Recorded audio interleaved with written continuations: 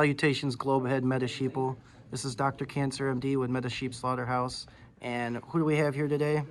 We got Shadow Spectre with the Endymion decklist profile. Oh, Shadow Spectre, okay.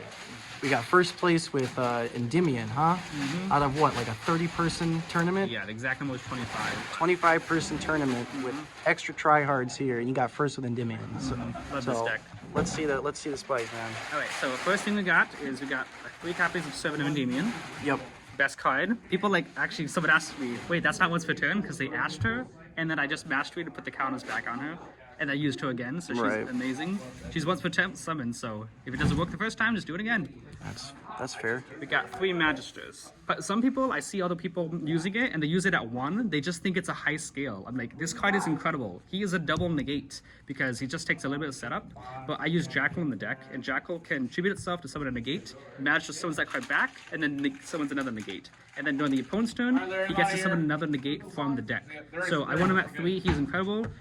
In Master Duel, I want him at 2 because Electromite's legal, but without Electromite, we kind of use this card a lot more often than normal. Okay. And then... I think Servant's at 3. Yeah, exactly. Servant's incredible.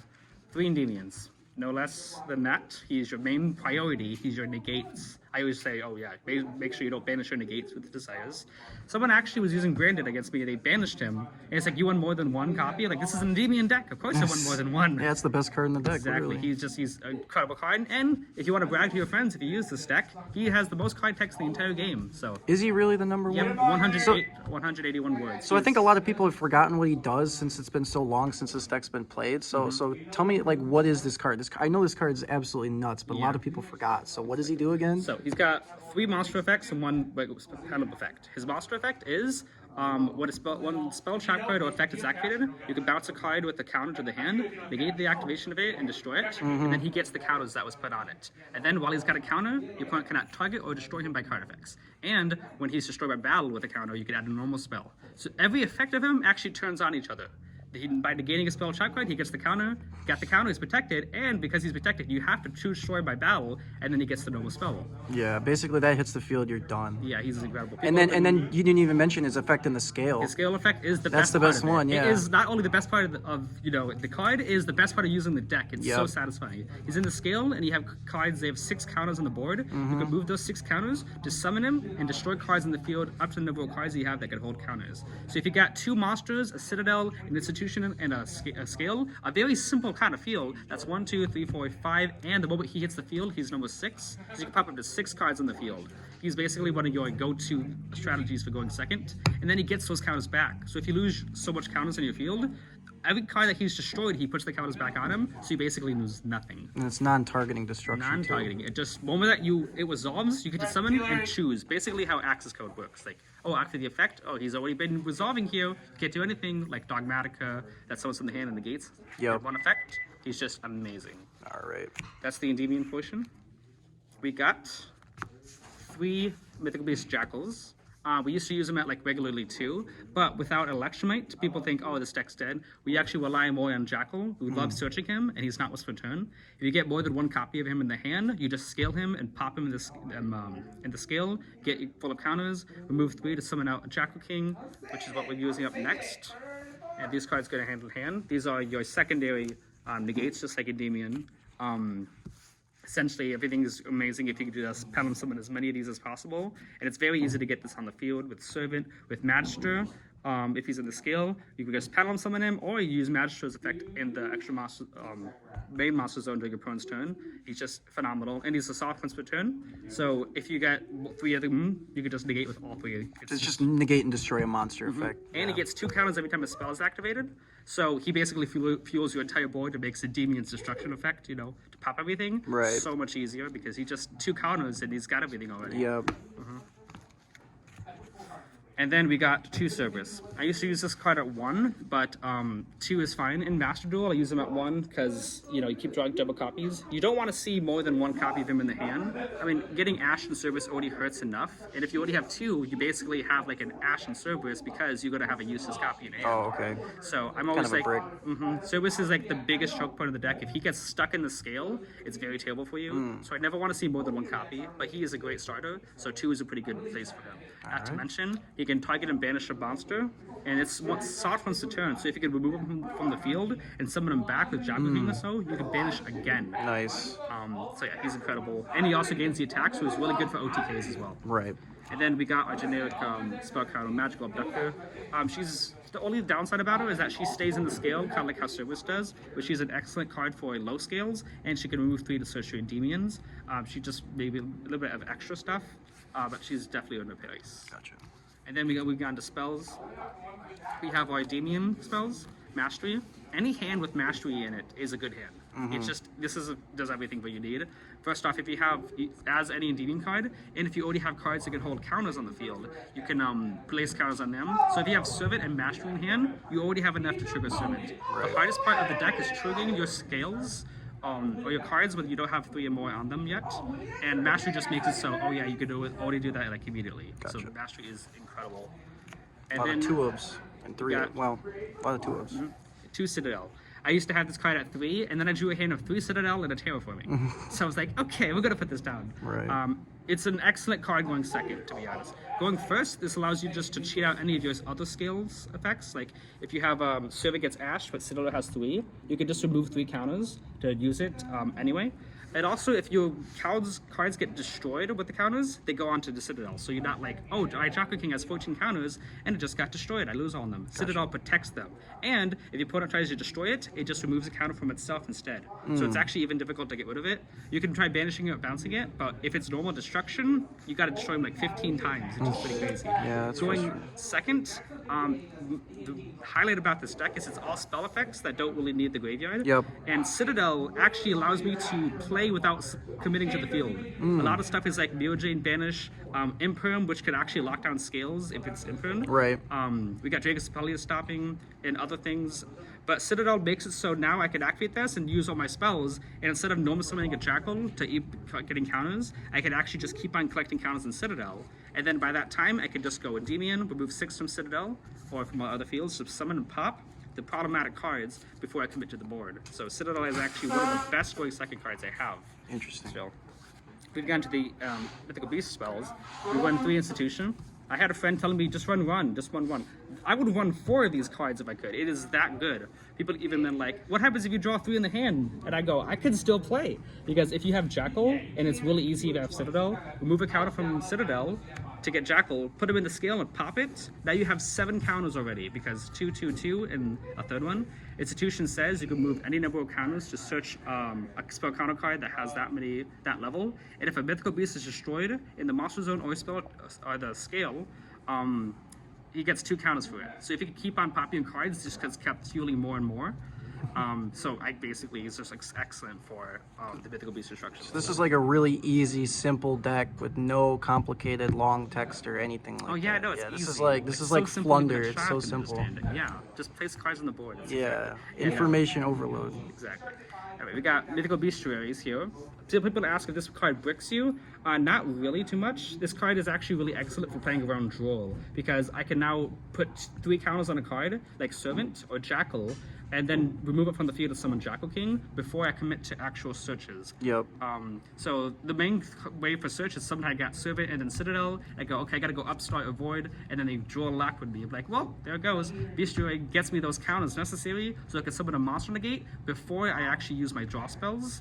And if I draw double copies of it and it's bad, a lot of people like to just pop the back row, so I set this card and they usually go, okay, Harpies. I'm like, okay, I summon another negate as well. Right, that does do that, doesn't it? It's like Yeah, Awaking the Dragon when you Exactly. pop it. It's basically Waking the Dragons, and you can put 2 counters. So if I summon Endymion from the deck, he gets 2 counters on him immediately, and he's already a boss monster. Wow. Or I summon Jackal King, he gets 2 counters already, he can negate without me having to rely on my opponent using a spell card. So it's actually very good. Though I still have Upstart at 1 in this deck, so I'm probably going to be placing one of these with Upstart when that happens. So. Gotcha. Next, we got the generic draw spells. So we actually are playing the Spellbook engine. This does get hit by the draw lockboard pretty bad there. So usually when I go second for game 2s, I usually like to side these cards out for other board breakers. Because Blue Boy adds secrets and then draw, it's pretty terrible. Yeah. But this card is still amazing, this package, because if you brick with only Pedalums in the hand, you can scale and Pedalum summon 3 monsters, link 2 into Crowley that you'll see in the extra deck pretty soon. Crowley can search one of these 3, And if you're lucky, you get 66% chance to activate, get Secrets of Blue Boy, which is 2 spell card activations. Or if you are unlucky, you get Knowledge, which is still a draw 2 and a counter. And then any one other counter can trigger a Servant or a Magister in the scale. I've actually just earlier today, I was going against a Cashier, and Cerberus got popped to summon Jackal King popped to summon Cerberus, and I only Servant and Magister, and I Pendulum summoned out Jackal King from the hand, and then linked into Crowley. So I already used my Pendulum summon, and I still got 4 negates on board, because Servant was able to get the 3 counters from the Knowledge, Magister summoned from deck, and then Magister would move 3 to summon. So Magister is 2 negates, and Servant is 1 negate. So even after I Pendulum summoned, I still was able to get a really good board out. Right. Because of Crowley and the Spellbook package. It's just really good. Feels like you get drolled, you just get drolled sometimes. Yeah. It's one of those things, but Not- there are ways to play through it. I have ways around that as well. We actually got the Upstart into the Void. We will be using 3 Upstarts when we do. Unfortunately, nobody at my locals has been able to trade for a 2nd or 3rd Upstart. I just got another one just recently, but I want to get the 3rd one pretty soon. Yep, and you didn't even need it when you topped today. So. No, Upstart was incredible. Still in Void still at 1. It's like the one deck that would actually play Upstart and do well with it. I mean, Skystrikers use it, but it Yeah, no, conflicts with this their deck own. uses it better for sure. Upstart is just really good. Free advantage, like nothing happens except everything just gets counters. Yep. So it's just really great. It just kind of plays into time a little bit, so be mindful of that. Yeah. Then we got the 2 Desires and Reload. Desires Oh, is. no. I want to see the 3rd Desires, man. Yeah, no. I've actually drawn double Desires today and it was unfortunate, and I still won that game still. But it just drawing double Desires just hurts. In Master Duel, I only play it at 1 because, you always draw double Desires. Desires is perfectly fine at 2. You don't need to see it, like we have plenty of counters. Ignite Reload is basically if you get drolled, like usually you go do your draw cards, you go, okay, droll. Yeah, it's a quick play. So. Ignite Reload can change to that, and it says reveal any number of pendulums in your hand, put them into the deck, and then draw that many plus 1. And also the downside is you can't draw cards by card effects for the rest of the turn. So draw is going to be like, you can't add. I'm going to be like, oh, I already can't add anyway. Right. Ignite Reload is like a secondary, like, ooh, what if I need to get some more into my deck? But when Upstrike comes to, when I get the 3rd Upstrike, I'm probably going to be taking this out because the downside is you can't draw anymore by card effects. It was good here and not in Master Duel because you got 3 into the Void and 3 Upstarts. Here you just have 1 Void and 1 Upstart. But because we're getting more and more draw spells, we're probably going to be taking Ignite Reload out for the 3rd Upstart. Gotcha. Next, we got our generic. Lastly, we got our generic stuff: Terraforming, Institution, and Call By. I actually drew Call By. Came in pretty like I twice. bet. For droll. Exactly. It's really good. Institution's also for draw. Yep, Because we can Millenniumize. summon out Millenniumize Restrict. And not only that, Millenniumize Restrict is Call By the Grave on legs. So if I have the Spellbook engine and I only draw Knowledge, Knowledge could actually send Restrict to the graveyard. Yeah, it's a spellcaster. And Celine can summon it right back on the field Oh, too, yep, because that's pretty Institution good. says this is treated as a fusion summon, Right. so it can be summoned again. And Terraforming is there because I like Secret Villaging people who use runics. Yeah. Oh, come on, man. I'm sorry. Anyway. Come on, man. So yeah, Institution's really Yeah, good. Secret Call By and Village me. Terraforming. Yep. Terraforming also is just an excellent beginning to Citadel. And that's the main deck. Okay. As for the extra deck, we have our Link ones. It is Link Rebo, Anima, and Artemis. So Link Rebo is actually the most important one in the side deck here. People are like, why are you using Link Rebo? It's because without Electromite, there's no actual logical way of getting Jackal off the field.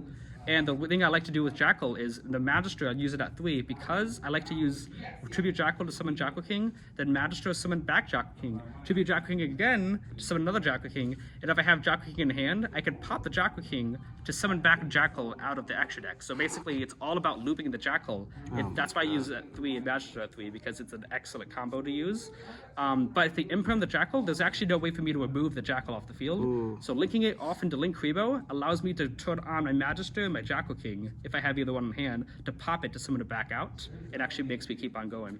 Artemis is there because if I get Knowledge in the opening hand, any level 4 lowest spellcaster can link away into it so I can draw 2, because knowledge cannot send away pendulums. It has to go to graveyard, and if you use it on a pendulum, it'll go to extra deck, it will resolve without an effect.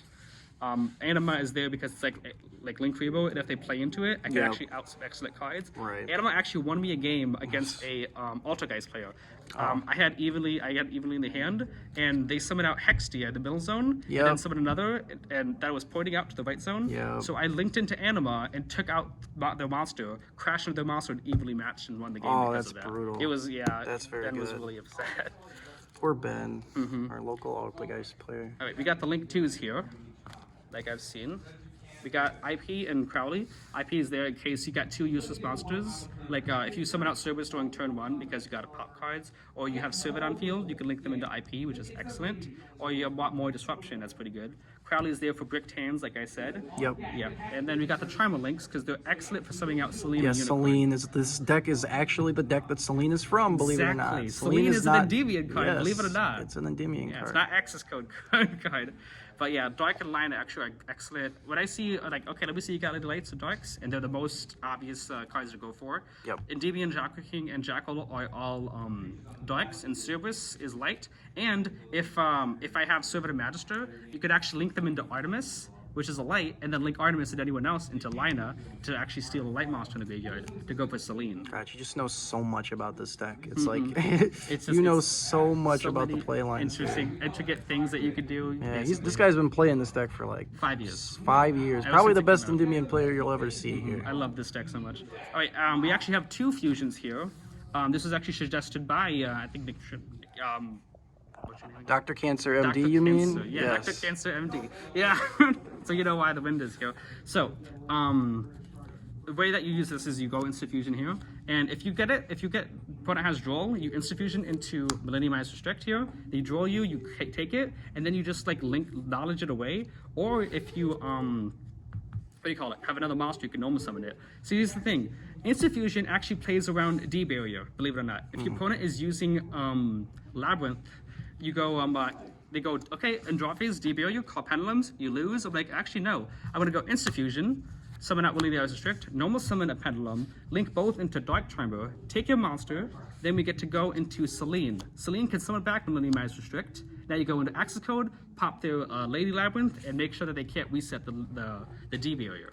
So Instant Fusion actually, believe it or not, you could actually win against infinite D barrier that way. Nice. Winda is there because Selene can summon back the cards. So if you, Selene removes 3 counters to summon a Spellcaster from your hand or graveyard as a quick effect. So if you actually Instant Fusion into Winda and link Winda and 2 other monsters into Selene. Can you do that? Because it says must first be fusion summoned. Must first be fusion summoned. Maybe, I'm not sure if you can do that one. Must first, no, I've done it before. Done it with Millenniumized Restrict as well. You Pay 1,000 confirm life that you can points, do it? Special summon a level 5 or lower fusion monster from the extra deck. This is treated as a fusion summon. Okay, gotcha. It is a fusion summon. Okay. So- I meant for summoning it back with Selene. It's treated as a fusion summon, so that means what's first be fusion summon, it was fusion summoned by instant Okay, fusion. It's okay. treated as a fusion summon. Okay. So basically, you summon this, any normal summon, you can go into Dark Trimer, take a Dark Monster, and then link into Selene, summon back Window. So you can basically do this. I've only done this like once before. Millenniumized Restrict is better for defensive cards. Yeah. Because but if it's extra option if you want to use Yeah, it. because you don't really need all that many slots in your extra. Exactly. You got a lot of space. Exactly. And then we got our linked threes, Selene and Unicorn. Unicorn actually came in really helpful today because I used Endymion to pop a cash board, and they protect it with their Shangri-La. Yep. You gotta destroy it 2 more times. I'm like, no, we're gonna go into Unicorn, spin it back, and go for game. So Unicorn is there just in case. I also use IP Masquerade, so Unicorn is also good for that. Yep. And then Selene, obviously, fuse the board with counters. And you want a secret effect that nobody knows about. While you control a Endymion card, your opponent cannot target this card for attacks.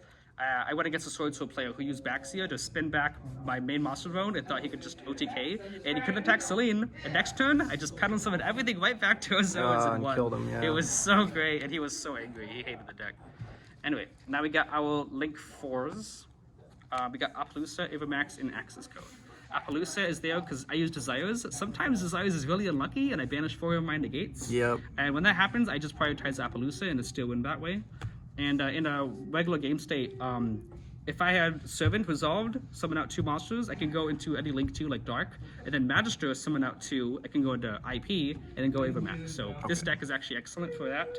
And if I just summon out IP and just Pendulum summon 2 from the extra deck, I could already go for Evermax pretty easily. Access Code is great for the Selene part. And Endymion already does what access code does, except sometimes people use cards like branded opening, and they're like, okay, well, you can pop all my fusions, branded opening, protect everyone. I'm like, okay, access code, pop anyone as anyway. So access code is excellent for clearing out boards that way. Nice. So yeah, that's what these three are there. And the last card, for dire circumstances, we got the Underworld Goddess. Yeah, she is. In case I decide to Scareclaw Tryheart you, or Endymion can still pop Scareclaw, Tryhard. or Arrival Cybers you with my Agnes. Yeah, Arrival Cypress is pretty good there. Underworld Goddess is excellent for that. Also, Avamax is also good for attacking over the Arrival. True. So that's why another reason why Avamax is basically really useful. Side deck. Side deck, yeah. Alright. For our side deck, the card that will never leave the side deck because it's just super important. 3 Dark Rulers. Oh, okay. I don't main deck this because obviously it's a going first build. I want my deck to go both first and second because if this deck has to have every card in its hand be usable to combo off with each other. No hand traps. So if you're using a card like Dark Ruler and you're going first, oh, I guess I lose because I can't use this. And if you're going second, you can't use cards like Secret Village because, oh, this card, they already used all those spells. This is going to be bad for me. But Dark Ruler, if you're going second, definitely sign it in for going second against certain boards. But it's always a gamble because it's a spell card. So you probably want to use your Village, Servant, Master, and then Dark Ruler to get those counters. Get the counters. So it's a gamble because sometimes they can negate those before you use Dark Ruler. But still, it's an excellent card. All right. Then we got like double copies of Evenly Matched. People like you never really want to use trap cards in this deck, but Evenly is just so good. Yeah, so good. Sometimes you're going to go against like a lot of floodgates, like your opponent's trying to flip Tikaboo. Oh, who, me? No, I don't know, maybe. No one in particular. Yeah, but Evenly has been really good for that. Just be careful that you might draw into it, so it's up to you whether you want to take that risk because you can activate your cards and upstart and draw into it. But Evenly Batch has been treating me pretty good lately.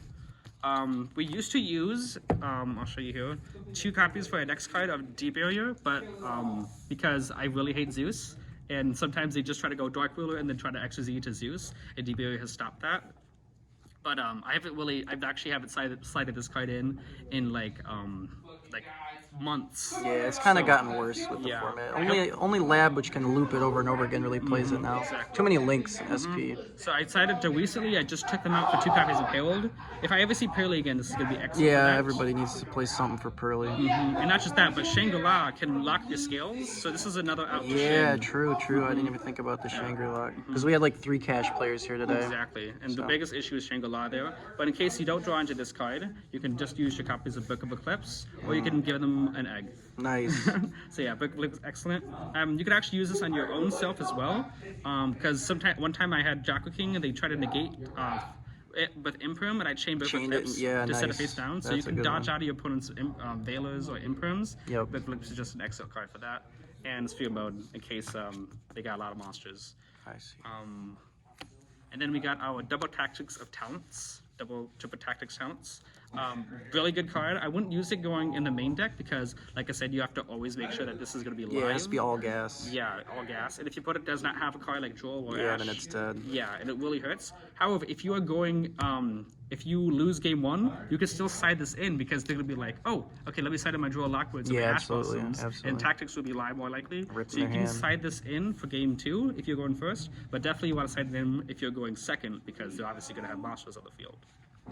The best effect of this is to look at your opponent's hand. Of course. Yeah, very nice there. Broken. Yeah, not just because you get rid of their best card, but because now you know what they have and you know what to negate. Right, exactly. Goes, oh, I know you can't go for this, so we're not gonna let that go through. We're gonna negate that. Hand ripping is too good. It's so good, especially when you get to look at the whole hand. You know what everything is, yeah. And then the last card. Oh boy, guess what it is? Guess what it is? Yeah, I lost to this card in the last round. I don't like using this in a toxic sense. I only like using it. Oh no, not at all. I only use this because everyone's gonna be like, okay, game 2. Dark Ruler, evenly matched, you know? I'm like, I don't want to get Dark Ruler. I don't want to get Super Polyed. You don't want to lose the side deck. So Secret Village of the Spellcasters really helps out against Droplets, Dark Ruler, Super Poly, because I got Super Poly like twice today and still won. I mean, this card just is auto win half the time. I played against Andy here in the very last round, and I'm sorry, Shadow Spectre or whatever it was. And I drolled him, and he had Blue Boy plus Secret Village, and he passed on that. And I was playing Runic Stun, so the only thing I could have done was draw Evenly or Fenrir, and all I did was draw a bunch of spells. Yeah. So I lost to Secret Village. But I mean, if Joel skips your turn, the villain skips your duel. It's only yeah, fair, exactly. You know? Alright, so this is the deck list. That's the whole deck. How many in the main? 40? 40 the main, 15 on the side, 15 in the Sounds pretty good. Anything else you want to say to the fans? Pen best deck, let's go! Okay. Meta-Sheep Slaughterhouse signing off. I get a rush in my head.